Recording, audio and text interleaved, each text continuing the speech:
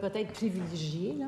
Mais en fait, c'était pas un privilège. Les gens de Lac-Mégantic, c'était pas un privilège d'avoir ces fonds-là. C'était pour reconstruire un centre-ville suite à un accident tragique. Dans le cas de Val-des-Sources, on parle pas d'un privilège. On parle d'une ville qui était mal en point suite à la fermeture de sa mine. Donc, je comprends que la collègue interprète les valeurs dollars comme un signe de désengagement. C'est pas tout à fait adéquat comme analyse. Et on parle de situations ponctuelles pour des régions qui étaient en grand besoin à cause d'incidents ponctuels. La décision qu'on a prise par la suite, c'était de garder en vie ou en fait de prendre ces programmes-là, de les recycler à l'intérieur du programme départ, même si ces régions-là ne sont pas dans le dernier quintile de niveau de dévitalisation. On a dit, par souci à vouloir maintenir une aide, qu'on allait les accompagner à l'intérieur du programme départ. Mais, comme j'ai déjà dit à la collègue, les fonds étaient disponibles, ils ont été utilisés et on n'a pas refusé un projet ou un programme demandé parce qu'il ne restait pas d'argent. Tous les programmes ont été reçus et sont en analyse. Il reste 5 secondes. Alors, vous pouvez garantir qu'il n'y a pas une région qui... On a terminé. C'est tout le temps que nous avions. Je vais d'abord passer la parole au député de Tachereau pour 9 minutes 45 secondes. Merci, Madame la Présidente. Je vous demanderai, si vous le voulez bien, d'appliquer la proportionnalité des questions et des réponses. Monsieur le ministre, bonjour. Content d'être ici avec vous aujourd'hui. J'aimerais vous amener d'abord à Blainville. Il y a un site, on en a beaucoup parlé, le Stablex. Il y a eu un projet de loi qui est adopté sous Bayon, le projet de loi 93. L'objectif était de s'assurer que le site était déboisé. En tout cas, c'est l'interprétation qu'on en a faite, mais vous pourrez compléter ou valider. Déboiser le terrain de la cellule 6 avant le 15 avril. Est-ce que c'est exact? La question, c'est s'il y avait un projet sous Bayon qui s'appelait Stablex, c'est ça? Oui. Est-ce que l'objectif de passer ce projet-là sous Bayon était de s'assurer que le déboisement puisse être complété avant le 15 avril? L'objectif premier de Stablex, c'était d'assurer la pérennité de la capacité du Québec à enfouir des matières dangereuses avant qu'on ait un problème sans solution. Il y avait un règlement fédéral qui dit bien qu'il entrait en vigueur à partir du 15 avril pour protéger une espèce dont c'était l'ère de nidification. Donc, on comprend que les travaux ont été ralentis. À ce jour, est-ce que vous savez quelle proportion du terrain a été déboisée? C'est pas... le projet de loi n'a pas été porté par moi et donc je ne suis pas au courant de la question. Je suggère aux collègues de poser la question à la bonne personne. Parfait, excellent.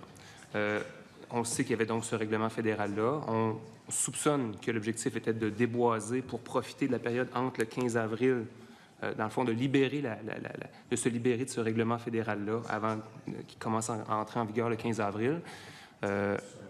Oui, selon nous, évidemment, c'est ça. Oui. Actuellement, selon les informations que nous, on a, le site est déboisé à seulement 20 %. Est-ce que vous avez les mêmes informations que moi? Je n'ai pas d'informations à ce niveau-là. Dans ce cas-là, est-ce que vous pouvez nous dire si actuellement, il y a un risque de rupture de service? Parce que, visiblement, les travaux ont été ralentis. Toutes sortes de personnes qui sont intervenues. Il y a eu des procédures légales qui ont été mises en œuvre aussi. Est-ce que le Québec peut craindre ou doit craindre une rupture de service dans la gestion des matières ou des déchets dangereux au Québec? Je n'ai pas cette information-là. Cette information-là. OK. C'est un projet qui, évidemment, est d'une grande importance. Je pense que le gouvernement lui-même l'a souligné. Vous n'êtes pas capable de me dire aujourd'hui si le Québec est à risque d'une rupture de ses services, considérant que le projet a été retardé par des voies légales. Il y a eu des manifestations également aussi. Mais il y a aussi, donc, cette période-là qui est perdue. Et seulement 20 % du site a été déboisé. Vous ne pouvez pas me garantir qu'il n'y a pas de rupture actuellement. Je suggère que le collègue pose la question à la bonne personne. Parfait. Est-ce que la gestion des matières dangereuses, c'est une bonne façon de développer nos régions, selon vous, Monsieur le ministre?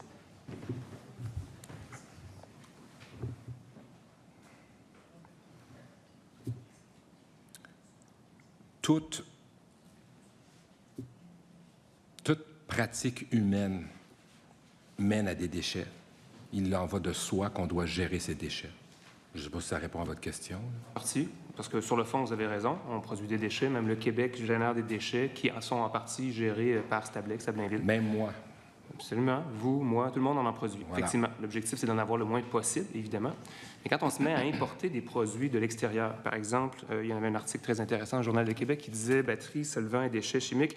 En plus de Stablex, 16 sites au Québec reçoivent les déchets dangereux des États-Unis. » On serait, selon l'article du Journal de Québec, un des plus grands gestionnaires par tête d'habitant de déchets dangereux à travers le monde. C'est-à-dire qu'au Québec, on gère de production locale, mais aussi externe, presque 87 kg par habitant, alors que le Mexique, on est à 27 kg par habitant. Puis les Sud-Coréens, qui sont les troisièmes, c'est les top 3 là, que je suis en train de vous nommer, la Corée du Sud, on est à presque 20 kg par habitant. Est-ce que vous pensez que c'est une bonne façon de créer l'activité économique au Québec?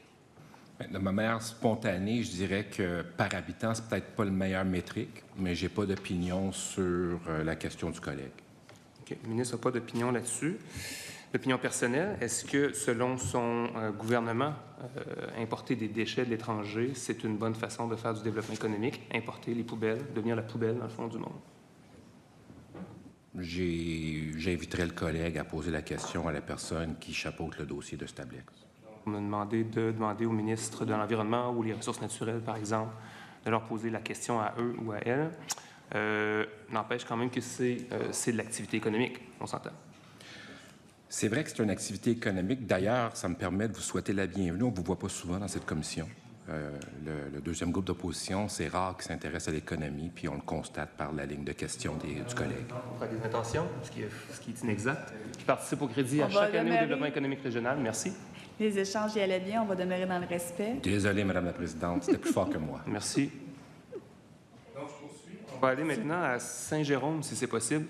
J'espère que le ministre sera un petit peu plus loquace. C'est un sujet, je pense qu'il connaît bien quand même. Ça touche l'électrification des transports. On apprend dans le journal Le Nord, je ne sais pas si M. le ministre connaît là, ce quotidien plus local. Le 4 février 2025, on apprend que les autobus Lyon sont mis au rencard, c'est-à-dire que plusieurs transporteurs écoliers des Laurentides qui mettent leurs autobus dans le garage ou dans la cour, en fait, plutôt que d'utiliser les autobus de Lyon. J'imagine que le ministre est au courant de la situation là, de Lyon actuellement. Il s'est ressorti dans l'actualité encore ce matin. Actuellement, donc, il n'est pas possible pour les entreprises, pour les transporteurs, d'obtenir des pièces de rechange. Il y a des enjeux avec les systèmes de chauffage également aussi. Est-ce que le ministre est au courant que des autobus dorment, sont mis au rencard chez les transporteurs? Actuellement, un contrôleur qui est au fait de tous les détails qui touchent la créance et aussi la situation financière de Lyon. Et donc, le gouvernement n'a pas accès à des informations pertinentes ou à niveau à tous les moments. Donc, je n'ai pas la réponse à la question du collègue. Est-ce que le ministre est au courant que des autobus dorment dans des garages ou dans des stationnements extérieurs actuellement? Des autobus qui ont été subventionnés par le gouvernement du Québec, là? Il faudrait que le collègue précise la question. Si en ce moment, il existe au Québec un autobus qui est stationné à quelque part, qui dort, sûrement. Non, des mais je flottes ne suis pas sûr de comprendre la question. Des flottes complètes d'autobus. Des flottes complètes? Oui. J'en douterais, mais je ne le sais pas encore. Les transporteurs, actuellement, ne sont pas capables d'avoir accès à des pièces, à un service clientèle, donc préfèrent continuer à utiliser leur bus au diesel, quitte à étirer leur durée de vie, parce qu'ils ne sont pas capables d'avoir du service, ils ne sont pas capables d'avoir des pièces, parce que Lyon, c'est très tranquille, disons, ces temps-ci. Vous avez raison de dire qu'ils sont tranquilles. Je pense que les médias ont été assez clairs sur le fait qu'il y a une situation financière avec Lyon et donc les opérations sont en arrêt, et donc ça se peut. Moi, je n'ai pas d'informations par rapport à des flottes entières, comme évoque le collègue. Je n'ai pas cette information-là. Ça va nous faire plaisir de lui envoyer l'article en question. Il est impossible pour les transporteurs de s'alimenter autre part qu'ailleurs, autre part que chez Lyon, actuellement, en autobus électrique. Est-ce que le ministre est au courant de ça? Je n'ai pas compris la question. C'est possible pour les transporteurs scolaires de s'approvisionner en autobus électrique autre part que chez Lyon Électrique. Est-ce que le ministre est au courant? Il existe dans le marché d'autres autobus électriques. Oui. Il existe, mais sont-ils subventionnés? Non. Il y en a chez Girardin notamment, puis il y en a également aussi chez Lille Autobus Transit Navistar. Mais impossible de voir ces autobus-là subventionnés. Ils ne sont pas faits entièrement au Québec. Est-ce que le ministre est au courant de ça? si le ministre est au courant qu'il y a des autobus qui ne sont pas subventionnés sur les routes du Québec. C'est ça la question? Non, c'est pas ça la question. La question, c'était, il n'est pas possible pour un transporteur d'avoir une subvention pour un autobus scolaire électrique autre que Lyon.